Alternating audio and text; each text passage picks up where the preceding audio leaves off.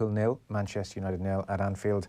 The fourth 0-0 in 9 encounters, with encounter number 10 coming on Sunday.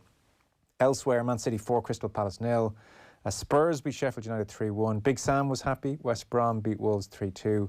And then Leicester and Chelsea beat Southampton and Fulham respectively. It all means 18 games in, Man United top of the table, but looking increasingly ominous. We should probably be saying Man City are 2 points off top with a game in hand. And of course, Roy Keane, Micah Richards go from strength to strength.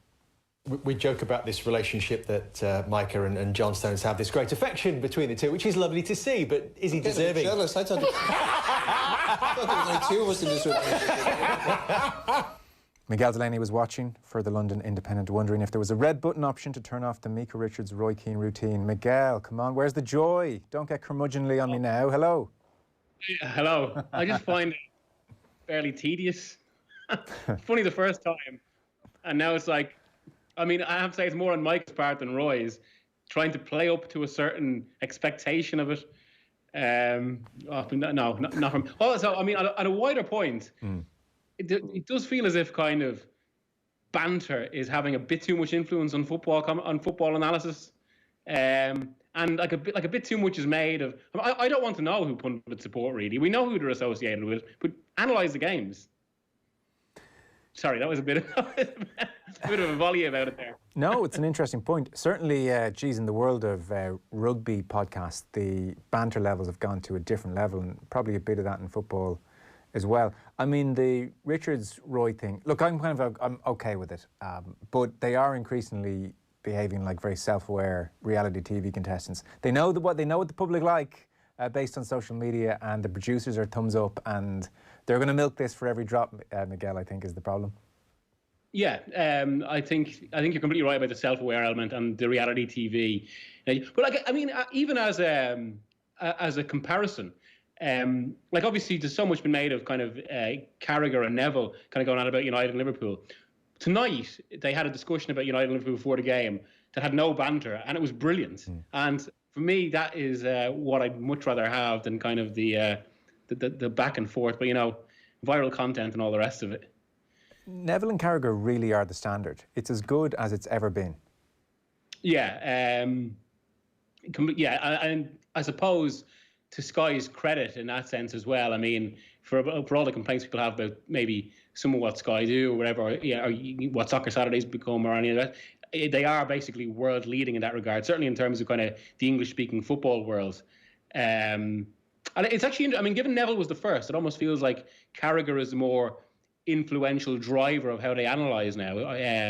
But both together, like tonight, the discussion they had on United and whether United should have been content with their performance and how they approached Liverpool was brilliant. And especially when they went, I mean, I was kind of thinking to myself, if you didn't have that much interest in football and kind of just dropped in this where Neville is basically talking about whether players should be 5 meters further forward, it would seem a bit mad and not that interesting. But I think, just the level of analysis, I think, was superb and really enlightening. And that's what they've been really good at for years now, Sky.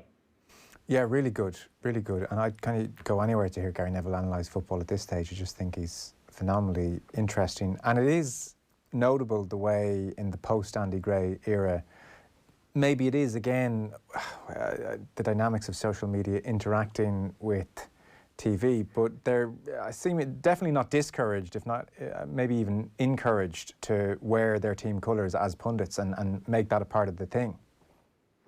Yeah. Now, the irony to that is actually, I mean, while we all know what happened with Andy Gray and Keys, I always thought Gray, independently of anything else, was a really good analyst and quite entertaining to watch. And another irony is actually that he probably would have lent himself quite well to the viral content in terms of the imaginary conversations he used to have with, say, Didier Drogba or the ball. Didier Drogba's he's gonna say thank you very much, all that sort of stuff. Or not just Drogba, any particular player. But again, I mean, as good as I thought Gray was that time, I certainly I think Carragher and Neville, I mean, arguably because of their more recent playing careers, but also because of their intelligence, obviously, they've just brought it on several more levels, I think. Yeah, I think at the moment, because we touched on it at the start of the show earlier on, at the moment definitely Micah Richards and Roy are very much, it's thumbs up for most people. But in a year's time, I wonder, will there be rolling of eyes? You're at that stage already. Okay, I did get a lot of likes for that. I actually took it down because I realised I don't want to deal with the kind of the backlash against my opinion. Okay. Maybe I'm maturing myself, but by the time I took it down, it was about I think 500 likes, and it was I think a lot more in agreement than those kind of complaining. But well, listen. Small as that is. We'll put it Delaney slams Keane Richards double act as the headline in this YouTube video, and it'll be fine. I do want to talk to you about this game, obviously. First, though, Nigel Bidmead has news of a goal at the Emirates. Arsenal 1, Newcastle United 0. Pierre-Emerick Aubameyang, the scorer for Arsenal. The Gunners' captain threatened to do it in the first half. He has done it after 4 minutes of the second half, picking the ball up midway inside the Newcastle half. The fullback showed inside. Aubameyang went outside and with his left foot sent a rocket past the Newcastle United goalkeeper. Arsenal 1, Newcastle United 0. There we are, 54 minutes on the clock. Miguel Delaney is with us. So on this game yesterday at Anfield, there were lots of falling asleep gifs on Twitter and people saying, yet another stinker. I have to say, as nil-alls go, it didn't feel like a particularly sterile one. I felt there was danger and threat at both ends. I found it okay, you know.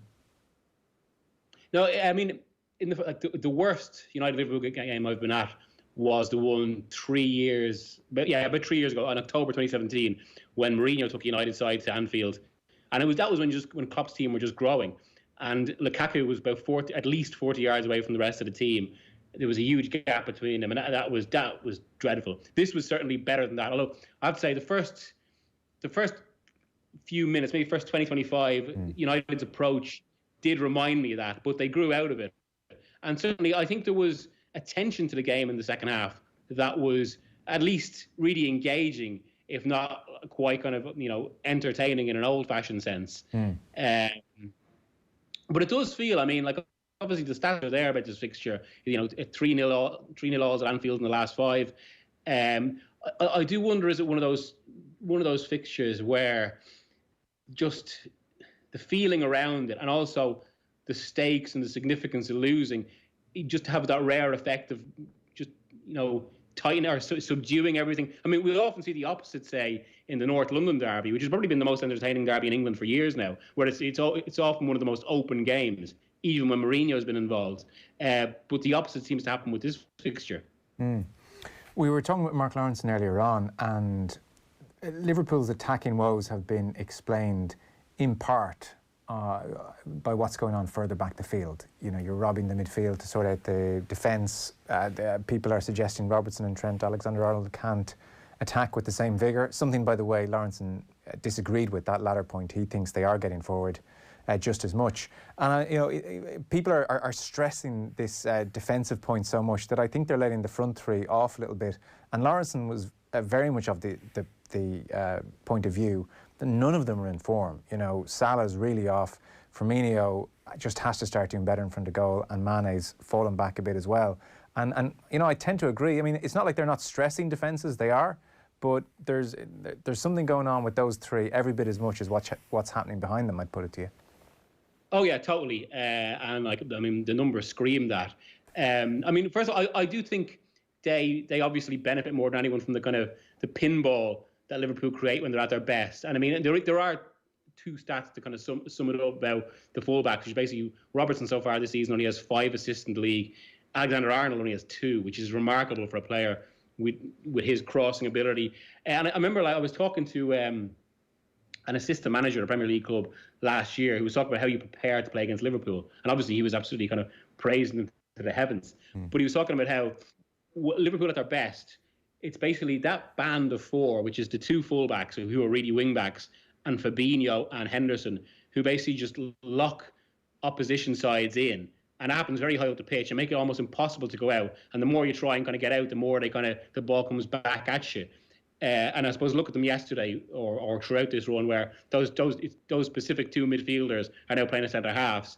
And the front 2, even if they're still getting forward, the fullbacks, they're not getting forward as high. But even allowing for all that, it does just feel there's something stale about the front three. I mean, Salah's numbers are actually okay. He's got 17 and 26 in all games so far this season, but it's still not his best. And kind of like one of the main images that struck from yesterday's game was almost Salah almost just trying to force himself through kind of like, magic dribbling. That, it was always going to be a bit too difficult to do. Mane's been off for a while. I think he's only got 5 so far this season. Firmino, 5 from even more games. And this, I mean, that does happen as well. Like for all we want to kind of put specific reasons, the teams do just go stale. Sometimes for short periods. Sometimes when in classic Alex Ferguson's, they just need to be shaken up. But from that, like in that regard, and it's why Jota was so important earlier in the season. All three of them they're the same age. They're all kind of, I think they're all three are 28 now, which is just at the point in the modern game where, especially power-based players or pace-based players, are maybe you kind of start to think about where there's an emphasis towards players in their mid-20s. And I do wonder whether if we hadn't had the pandemic and how the market has been suppressed, particularly in Europe, would Klopp have maybe looked to take advantage and sell one of them for big money and bring in maybe Jadon Sancho or another player? Because it does, I mean, again, that's speculation on my part, but it does feel as if it just needs a little bit of freshening up right now. It does. And even the Salah interview over in Spain, where he's talking effectively to Barcelona and Real Madrid and saying, look, we're on here. If you want me, we're on. And I wasn't made captain. This ridiculous complaint to make public. That's kind of mushroomed up and disappeared again just as quickly. But I would suspect behind the scenes, that can't have gone down well. That's got to be in the ether somewhere there as well. No, exactly. And especially given like Klopp warrants a little bit like Arteta, because I only think about that because I've been writing about Ozil all day. But he wants full commitment from his players and to adhere to the values he wants. So once there's any sort of break, and this happened with Coutinho, but basically once it was felt he wanted away, they just took the snap decision. But then with Salah, I do wonder whether his window is gone because, I mean, in normal times, the Spanish duo, they're kind of they are still. They have their pick of the best of the world usually, but they can be quite flavour of the month with it. And right now, the plans at Madrid and Barcelona are to get. I think Madrid's are more concrete.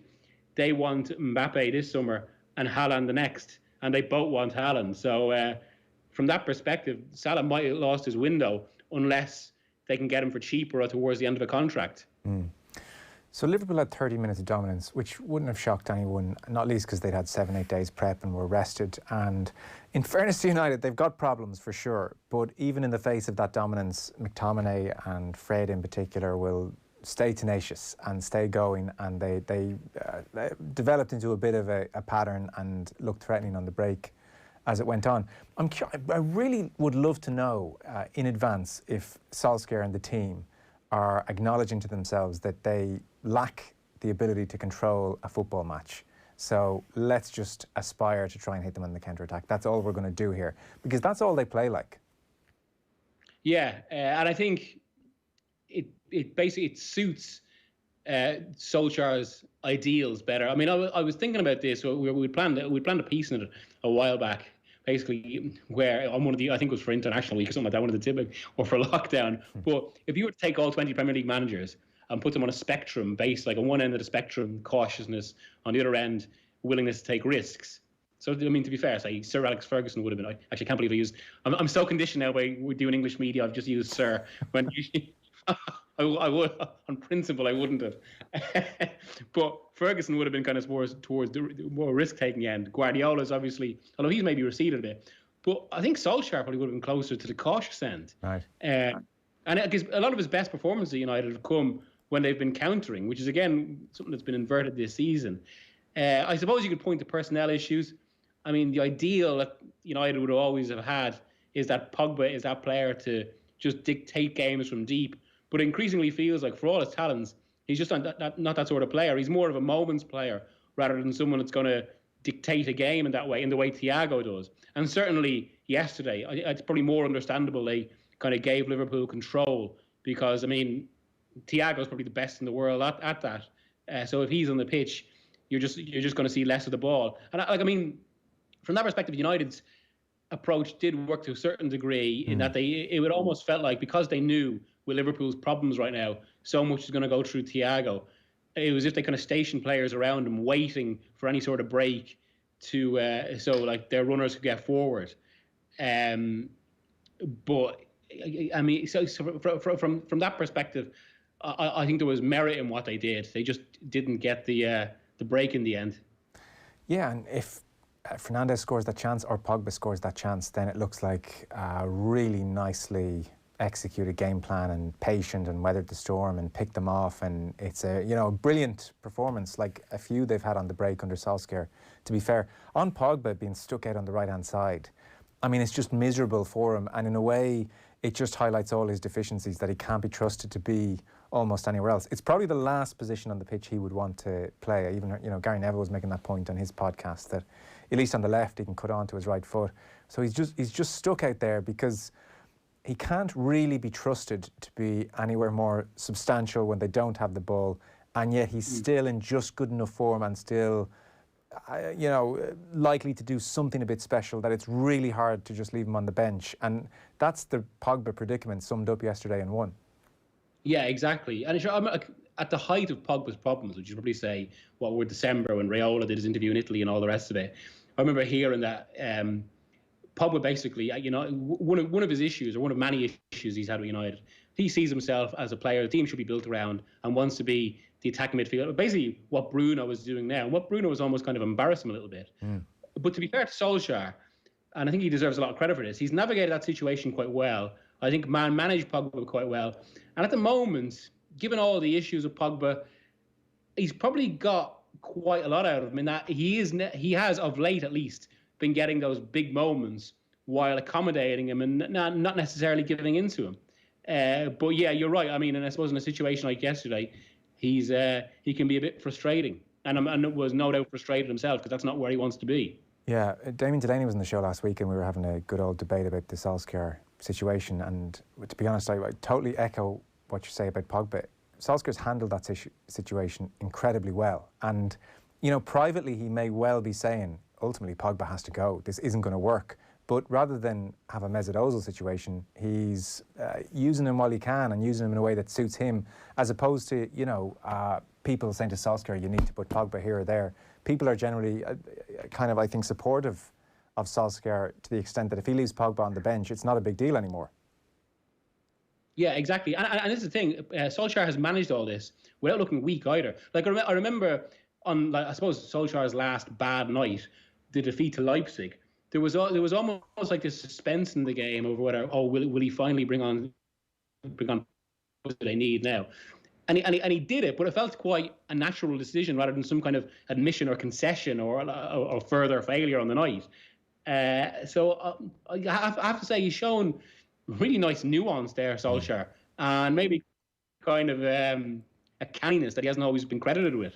Yeah, in a way, the worst thing he ever did was not parking Alex Ferguson's spot on day one. It just created this narrative about whether or not he's strong. I do have to say, I still have fairly serious about Solskjaer being the right manager for United, but that's not to prove the fact that he's done a good job. But I think, yesterday on the surface and in the short term was quite a good, solid result for United. I think in the long term they may rue it, because you could play this at the end of the season. I could sound very wrong. My suspicion is that United will fall away, and they'll lose momentum. But I think yesterday was a chance to really further momentum. And had they won, I think it could have changed the complexion of their season. As it is, there's just that bit more scope now to drop off. There is. I mean, it's hard to escape the fact Liverpool are 18 points worse off, ultimately, which is what has United involved in this conversation, albeit United are 12 points better off. As for the bigger picture, City are 2 points behind with a game in hand. That's starting to look ominous now. That's starting to look like they're going to put a really good run together. And they have a nice schedule up until they play Liverpool in February. Yeah, completely. You'd have to say they're favourites now. I think everyone is saying that. It's not one of those kind of, under the radar opinions anymore. But also, from what I've heard, I think you have to give credit to their planning and management here. Back in October, or maybe around that period, I remember there was a lot of murmurs about, obviously, it was Guardiola's 5th season, the first time he's ever spent that long at a club, and a lot of the players were sick of him, that he's too intense, and obviously this was feeding into the results. At that time, someone close to the players telling me, no, what they're doing right now, well, they did say Pep's intensity can be an issue, and obviously it's going to grate on some players, and when things are going badly, it's one of those things that's going to become even more of a complaint. But they said that at that point, Guardiola and his staff basically kind of realised quicker than anyone else and planned better than anyone else, that this season was so congested and was going to cause such physical problems for players that they changed their whole physical approach. That meant they were maybe a little bit undercooked at the start of the season, but the whole idea was that they have a lot of gas in the tank for this post-Christmas period right up to the end, particularly given how much Pep and the players, particularly De Bruyne, want to win the Champions League. And that's suddenly bearing out because they look, unlike so many teams in the league, and unlike Liverpool in particular, they look in really good shape, both as a team in terms of their cohesion, with that a consequence of what good shape they look in physically. They look sharp. Speaking of, actually, because I know you talk to different people at different clubs. Luke Shaw, probably at his best game in a United jersey, and does not look in shape a lot of the time. Have you heard through the grapevine or not? Is this guy just slightly unlucky with his body shape and is actually very, very fit? Or is there an issue there? At times you look at him and you feel there's a lack of explosivity or a lack of getting to the byline with much pace. But then yesterday, to be fair, he was the best fullback on the pitch. I think basically it's just maybe his body shape, and it's just because he's had that body shape when Pochettino, as you can see from every single running stat, every single fitness stat in the league over the past few years, he was probably the most demanding manager of all in terms of what he wanted from players and the level of physical commitment. He had Shaw left back at Southampton. Shaw's numbers were exceptional, and he was the same body shape he is now. Yeah. So I think it's just one of those unfortunate things. Yeah. And it's easy for people to pick up on as well. But I guess it's exacerbated at times because to the eye, it doesn't look like he's getting forward at pace often enough. Yeah, although I do wonder, is that a bit of a tactical thing? Look, first of all, he spent most of his Manchester United career under Mourinho, who's never exactly one to let the fullbacks fly up, or certainly not let both fullbacks fly up. He's quite Trapattoni-like in that way. And then I suppose we've already discussed Solskjaer, who is... There's always been an element of caution there. There was a few years ago when Pochettino wanted to bring Shaw to Spurs, and it would have been interesting to see how his career would have looked under Poch had he made that move. If that's your smoke alarm, you're allowed run. No. It is actually, yeah. 2 seconds, can I? Is it actually? Yeah, run. I've got an Arsenal goal to tell people about anyway. Check there's no fire as well, will you? No, Arsenal against Newcastle, 70 minutes on the clock. There has been another goal. Let's go to Nigel Bidmead. It's Arsenal 2, Newcastle 0. The home side doubling their lead in the 60th minute, courtesy of Bukayo Saka, his 4th of the season. Good work from Emile Smith-Rowe on the left-hand side. Beat the centre-back, low cross for Saka, who hit it first time. Arsenal 2, Newcastle 0. So Arsenal going well. Smith-Rowe, very good this evening. Again, continuing to be very, very good. Is Miguel Delaney gone or back with us? I'm back with you. Okay, good. 2 last things to touch on with you. So I'll get on to Ozil, seeing you've been writing about him all day. It would be rude not to. I know I saw on your Twitter feed you were covering the Chelsea game at the weekend. They beat Fulham 1-0. Mason Mount scored a late goal. And they play Leicester tomorrow. And Lampard is an incredibly divisive manager. You know, like you can really listen to any number of people and you get a vast spectrum of interpretations of how well Lampard is doing, you know. He had Kovacic, Jorginho, Mount, and he had Ziyech, Giroud and Pulisic. Kante was injured. Timo Werner on the bench, Kai Havertz on the bench. He hasn't figured out how to make all of this work, that's for sure. And I got the impression reading your match report that they were fairly lacking in ideas about what they're trying to do going forward. Not a great way to be 18 matches in. No, I think the pattern became very clear at that game. I suppose there is a context. Fulham got a man sent off, and Fulham had been really impressive to them. I think that shouldn't be overlooked in this, and we're almost a better team. But obviously, because they went down to 10, it meant they were even more withdrawn, which makes it more difficult to open. But even allowing for that, it was just the game basically just became 3 passes out to either Chilwell or Azpilicueta, cross, headed away. And that was it, bar maybe hoping that Ziyech was going to do something spectacular. And it feels like with Lampard now, it's not just that he doesn't know his best team from all these players he's been given. It's that he doesn't know his best system, or it's as if he's not. There's nothing there to instill. Like, again, it's so easy to always appeal to kind of Klopp at his best or Guardiola at his best, but they are the standard bearers, and what they've done, why they've elevated football to such a level, why they are the standard bearers, because they show the deeper benefits of a philosophy and a clear plan, and how it can make football look very instinctive and entertaining, even though it's anything but, because it's super planned. And Chelsea don't really give any hint of that at the moment, and they look really trudgy, kind of slow in attack, and it feels like there's more to it than him just figuring out his best 11 or best or preferred attack from all these forwards he's got. And he is under pressure there, not just because of the cliches about Chelsea and how much they spend. Like, to be fair, I think those perceptions probably come from Claudio Ranieri and that first season under Roman Abramovich. But they have always given managers a bit more time than expected. Conte got more time after getting beaten badly at Watford and Bournemouth in 17-18. Sarri got to the end of the season after getting 6-put past from Man City. So it's not like they're going to act decisively in that sense, but they do have expectations. There are some people at the club who've always been a bit more, not suspicious, but have always wondered the full merit of giving a fairly inexperienced manager, no matter his playing status at the club, a job like that. And let's not forget, in all of this, Lampard is closer to Abramovich than most former Chelsea players would be, but he's not as close to Abramovich as Avram Grant was, and he sacked Avram Grant. Yeah. Mesut Ozil then, gone. I suspect we won't see him back in the Premier League. That's that. I'm not sure how we'll remember him as a player, actually, Ozil. He's an interesting case. I remember being in Cologne for an Ireland-Germany match and seeing him in person. It was the only time I really saw Ozil in person. And this was like 13 territory. Man, he was stunningly good. Like, stunningly good. Jeez, it was, and so easy on the eye. You just thought this was a player. But clearly there were serious deficiencies.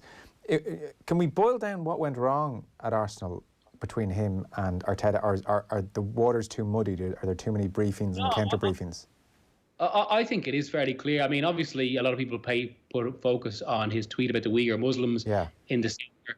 The reality is, there were already problems with managers before that. Wenger instantly regretted giving him that contract in 2018. It went against his instincts, and then Ozil's performance did drop off.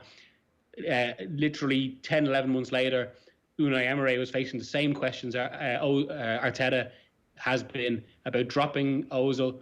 And that's why, even after that tweet, Arteta did play him for a while.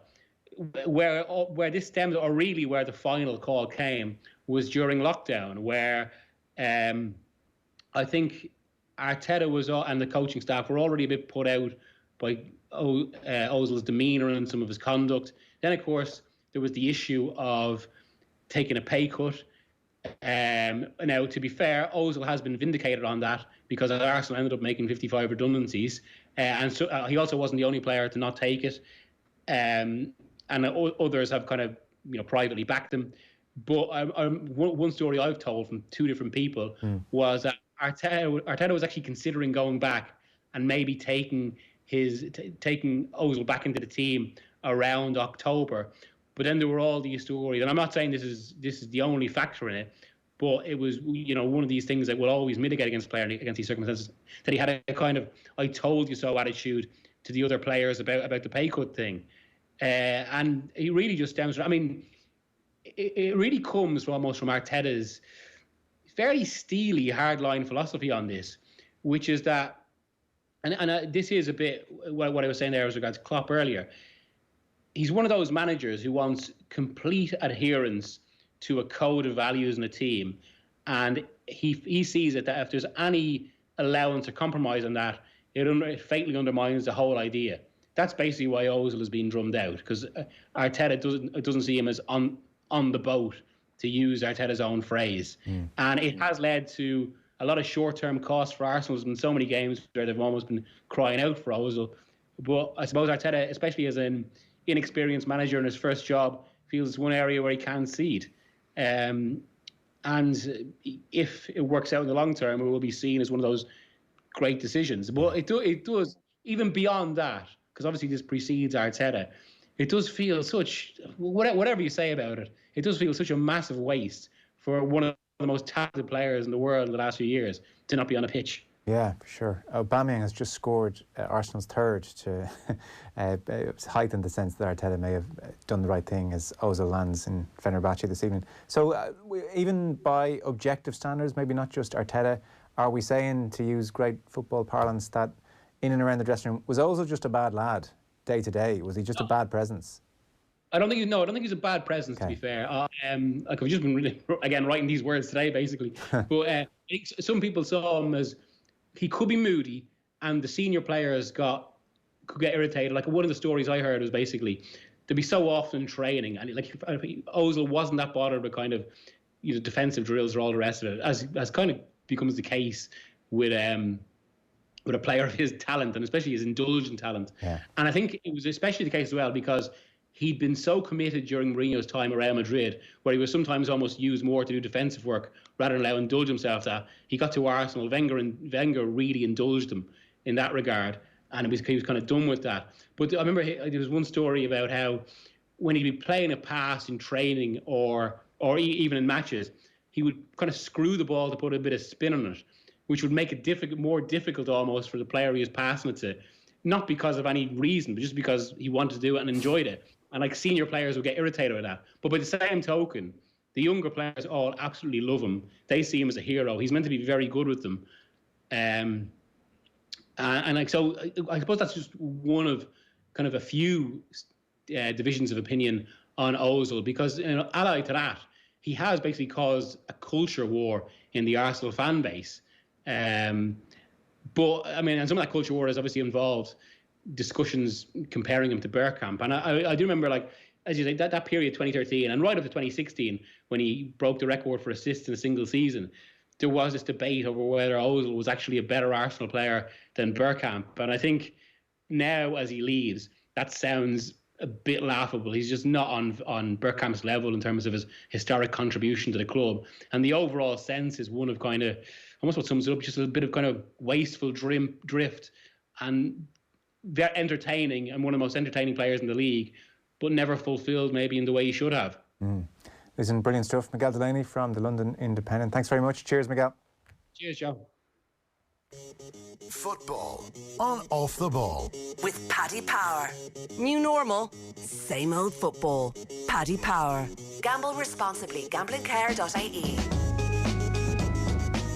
The Hard Shoulder. Tánaiste Leo Varadkar, you're very welcome to the show. Good evening. Thanks for having me in. Have you any plans to go back and do some work on the front line? I am available, and the Medical Council extended my registration, so I've said to the HSE that I'm available, certainly to help with the vaccine clinics if they need me. So I'm certainly available. The Hard Shoulder with Kieran Cuddihy.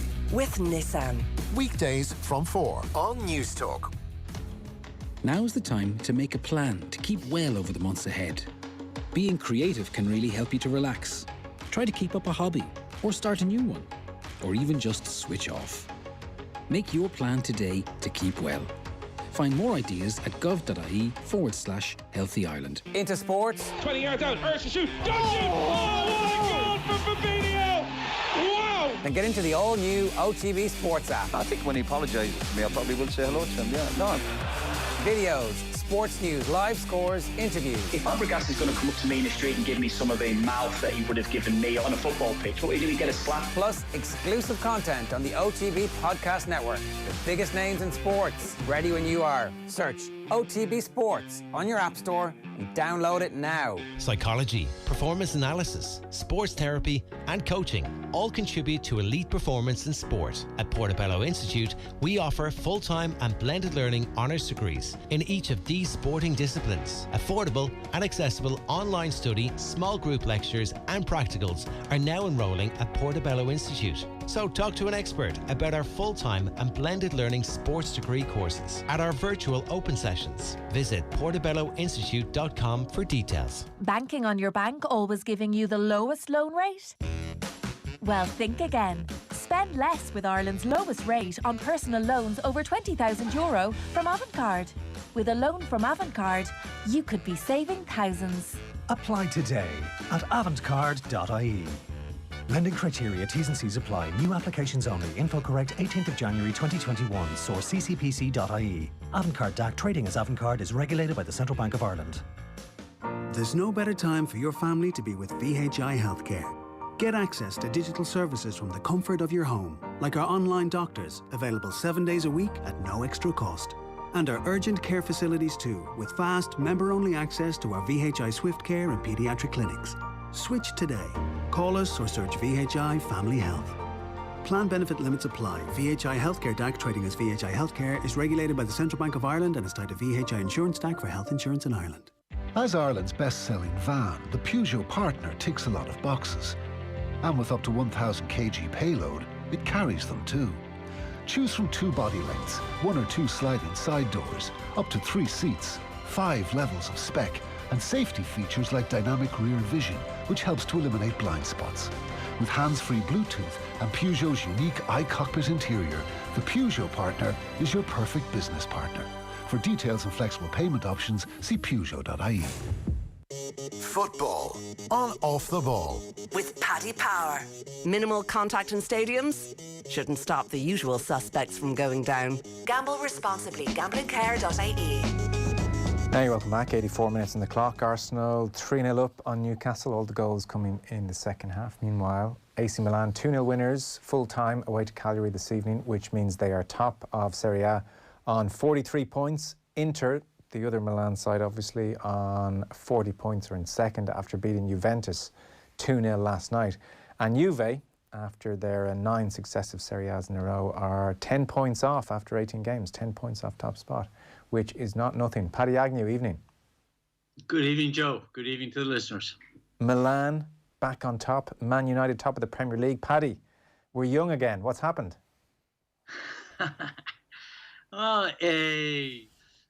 Milan, not too many people would have predicted they'd be on top of the table at the beginning of January last summer. But it has to be said, they had a very good run, not just this season itself, because they've only lost 1 game this season, significantly to Juventus. That's the only game they've lost, and that was 2 games ago. But even after the COVID lockdown, the last part of last season, they went unbeaten. So they had a fantastic run. In a situation in which the most likely suspect, that is Juventus, of course, it's hard to know what to make of Juventus. I mean, I think that this season seems to me to be suffering a bit from COVID because, form is in and out. Juventus pull off the biggest, their biggest league success of the season when they beat Milan, the only side to beat them this season 3-1 10 days ago. And then they got played off the park last night by Inter in what is arguably the most remarkable result to come so far this season, because at this point, there's no doubt about it, it's not just the table standings, but the quality of the football being played by the 2 Milan sides make it look like it's a Serie A title battle. It's going to be fought out between them. Which is just amazing when you consider the extent of Juventus' dominance of late. So take that Inter win over Juventus last night, 2-0, 17 shots to Juventus' 9 shots. Even Andrea Pirlo said, we could not have played worse. How much pressure is Pirlo suddenly under? Because it's not like his appointment was any guarantee of success. There must be major scratching of head now. Well, his appointment was a bit of a gamble, wasn't it? Because he never, that was his first coaching job, and it seems like only 10 minutes ago he was a player out there doing wonderful things on the pitch. How much is he under pressure? I don't think it's not in Juventus' style to sack a coach in mid-season. They really don't like doing things like that. I don't think they'll do it in this case. And, Pirlo's year has been a bit disappointing. There's no doubt about it in the league. But he has won some very important matches when it really matters. defeat of Barcelona in the Champions League was really important. A defeat of Milan the other night, AC Milan, was really important. So I think Juventus, the old lady, will be sticking with them to the end of the season through thick and thin. Although you would suspect now that, as you pointed out, they're 10 points off the lead at the moment. The Champions League is not far away now. Couple of weeks away, and it'll be starting up again. And you'd wonder if Juventus,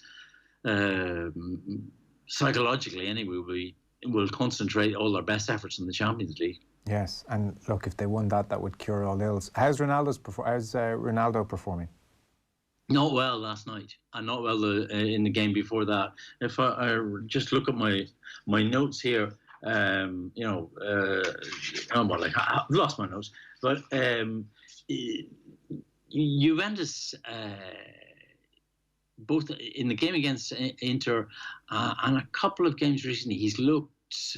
Well, last night was the worst one, to be fair. Nobody in the Juventus side looked good last night. But he certainly, he missed a couple of passes that he wouldn't normally miss. He was dispossessed on 3 or 4 occasions. He wouldn't expect him to be dispossessed. You can't say he missed any chances to score because he got very few. There was very little service up front. In fact, the Inter goalkeeper Handanovic, practically in the last 5 minutes of the game, he had to make his first serious save. So for Inter, there's obviously a familiar cast of characters there to English football fans. Conte, who won 3 Serie A's with Juve, 12-14, which kicked off this run of 9 in a row, is the manager. They've Lukaku up front, they've Ashley Young on the left wing, they've Sanchez coming off the bench, so it's kind of Man United light there. So they're doing pretty well as well to be second in the table. Oh yeah, no, I mean, the bookmakers will tell you that Inter are the favourites because people don't, a lot of people don't really feel that old man Ibrahimovic can lead AC Milan all the way. But maybe they're wrong about that. But at the moment, people are feeling Inter are the favourites. Although Inter have got I've got all sorts of off-the-field club problems in the Suning, the multinational, Chinese multinational that owns the club, are under state pressure not to spend any more money in Italian football, essentially. And so before last night's game, Beppe Moratta, the team's financial director, told reporters that, look, lads, we're not going to be buying anybody in the January window. I don't know when we'll next be buying a player. There's a bit of a halt in spending here. Now, maybe that'll be a good thing. Conte will just have to work with the players he's got. And he's got a very strong squad to begin with. Or maybe it won't be a good thing. I suspect it'll probably be a very good thing for the club. Yeah. I was reading with interest that Christian Eriksen, who went to Inter, about a year ago, and that was a big coup, and they got him for 16 million, basically because his contract was running out. It really hasn't worked. He's had 39 appearances in a year. There's talk of him wanting to get the hell out of there suddenly. Oh, yeah. I know he's looked like well, if I were Eriksen, I'd understand why he wants to get out of there because at the end of the day, you have to think he's not a Conte player. Conte, I don't know how much. I didn't see his Chelsea play very much, but you've seen his Juventus and you've seen the Italy that he did so well with in the European Championships in France, and they're all sides which they play 4-4-2, 3-5, 3-5-2. They're all sides which defend well and which battle, and in which he's got a lot of. He really likes midfielders who put themselves about and win the ball for him. And there's a sort of feeling that Eriksen doesn't quite fit into that. Eriksen's skills are almost too refined for his requirements. There may be something else going on in the dressing room that we don't know, but it's puzzled viewers, puzzled critics, puzzled Italian critics as to why he has. He's been reluctant to play Eriksen. He's often brought him on in games that they were losing for the last 10 minutes. He's brought him on in situations where it was impossible to do well. After last night's performance, in which the Inter midfield really was outstanding. And that's where they won the game. I don't think there's much doubt about that. I mean, I was listening to Robbie Bonasegna, a former Inter player, and Franco Cozzi, former Juventus player, talking about the game this morning, and they both agree that the game had been won and utterly won in midfield. So if he's happy with his midfield with people like, above all, Barella, then he... there really isn't any room for Eriksen. And given the financial problems that the club may be having, I think that's another reason why they'll be, if somebody came along with an offer, they'd take it. Right. So interesting you say that the bookies don't quite think AC Milan will see this out. As I said, they beat Cagliari this evening 2-0. Zlatan scored. A quote from Mino Raiola, who I accept may not be the most reliable of witnesses. He said, Zlatan can continue until his 50th birthday. You see what he's doing at the moment. He resuscitated all of Milan. He is 90% of that team, end quote. Are they pretty dependent on Zlatan, AC Milan, Paddy? Well, yeah, I'd agree with Mino there. He's you know, we know he's his agent, but he's a very good agent, Raiola. And Ibrahimovic has been a miracle story this year. I mean, I would certainly hold my hand up immediately and say I was one of those who thought at the beginning of the season that, you know, where you're not asking a bit too much for the 39-year-old Ibrahimovic to come on and to prove to be the guiding light of the team, but you weren't. He's an absolutely wonderful player, and he obviously, as he says himself, he plays more differently now than he did 10 years ago, obviously. He used his head an awful lot. His footballing head was always good, and it's very good now. And he's just a total reference point for the generally young side that he has around him. And then every now and again he produces a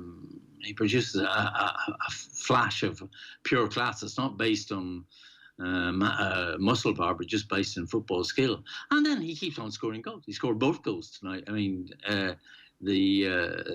both goals coming from passes to him from Calabria. The first one into the penalty area after only about 6 minutes.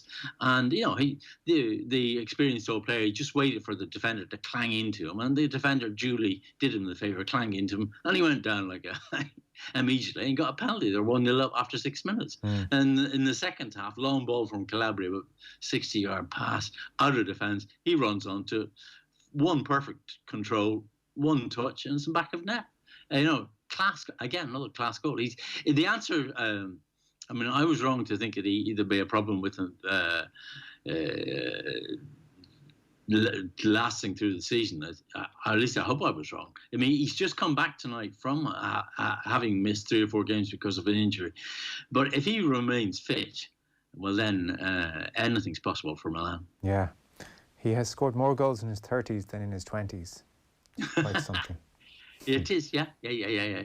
No, but he's an extraordinary record. If you look at Ibrahimovic's record and the clubs he's played for, and he's played for just about every big club there is in the world, he's practically, you know, nearly all of them. I'm not sure, off the top of my head, I can't remember what the figure is, but he has won championships. He's won the league title practically with, you know, 2/3 of them in the time he played with them. Yeah, pretty extraordinary. Look, it sounds like an interesting season developing, Paddy, so we'll check in again in a few weeks. Thanks so much. Okay, nice talk to you. Cheers. It has finished 3-0 at the Emirates. Arsenal beating Newcastle 3-0 this evening. This time Messi is onside, and it's an identical chip from the young substitute. Brilliant! And Barcelona wrap it up in style in the Camp Nou. Messi. Oh, brilliant skill from Lionel Messi. Surging forward with real menace here. Brilliant from Messi. Oh, what a goal that is! It's 2-0. It's Messi. He scored against an English club now. It's Manchester United. And a crucial time with 20 minutes to go. Brilliant ball from Paddy Agnew. Is this the opener? Yes, it is! That's what they came to see. And he's provided the touch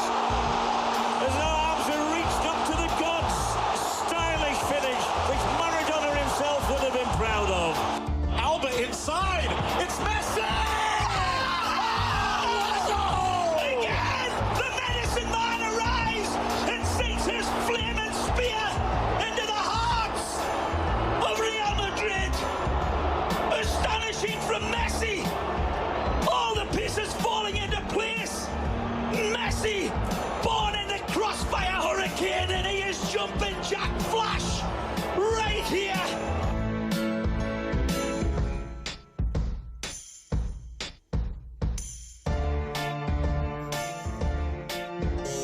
Football on Off the Ball. With Paddy Power. New normal, same old football. Paddy Power. Gamble responsibly. Gamblingcare.ie. The all-new OTB Sports app. It's all videos, sports news, live scores, interviews, podcasts, all waiting for you. Search OTB Sports on your app store and download now. Now's the time to make a plan to keep well over the months ahead.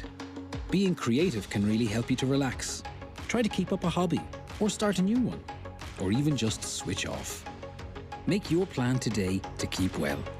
Find more ideas at gov.ie/Healthy Ireland. Psychology, performance analysis, sports therapy and coaching all contribute to elite performance in sport. At Portobello Institute, we offer full-time and blended learning honours degrees in each of these sporting disciplines. Affordable and accessible online study, small group lectures and practicals are now enrolling at Portobello Institute. So talk to an expert about our full-time and blended learning sports degree courses at our virtual open sessions.